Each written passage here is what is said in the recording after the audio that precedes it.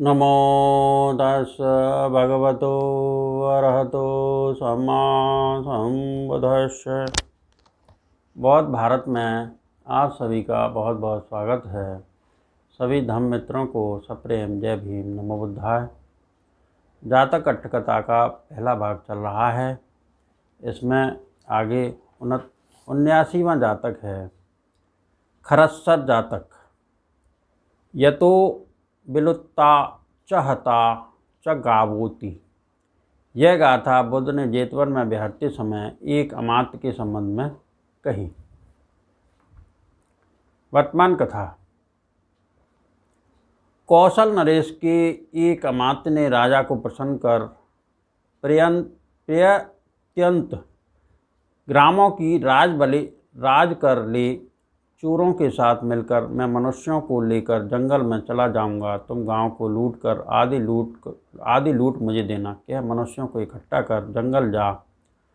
चोरों के आने पर गांव को मार मांस खा। लूट कर चले जाने के पश्चात सायंकाल अनेक मनुष्यों से घिरा हुआ आया।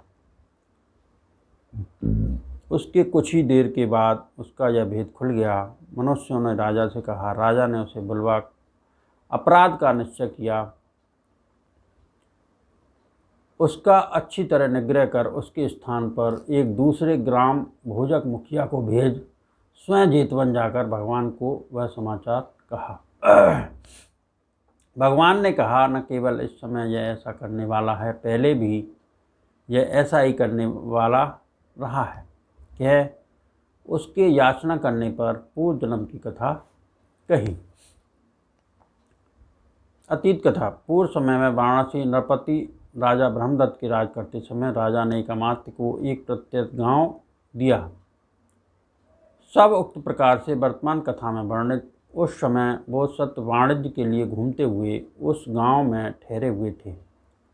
उन्होंने शाम के समय बहुत से लोगों के साथ भेरी बजाते बजाते ग्राम भोजक को आते देख यह दुष्ट ग्राम भोजक चोरों के साथ मिल गांव लुटवाकर चोरों के भागकर जंगल में घुस जाने के पश्चात अब शांत स्वभाव वाले के समान मेरी वाद्य संग आ रहे हैं, सोच यह गाथा कही।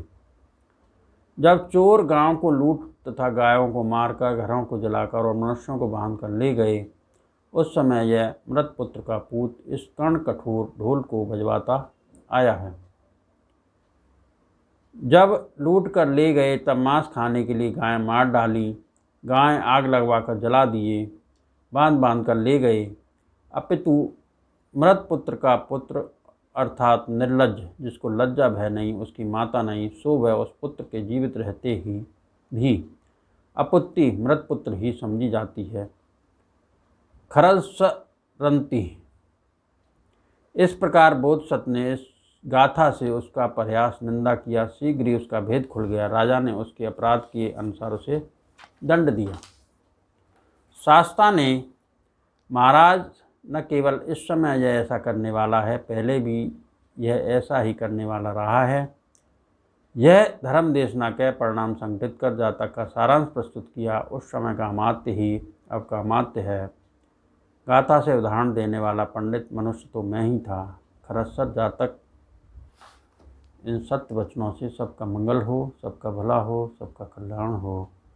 संसार के सारे प्राणी सुखी रहें, सुखी रहें, सुखी रहें। साधु साधु साधु।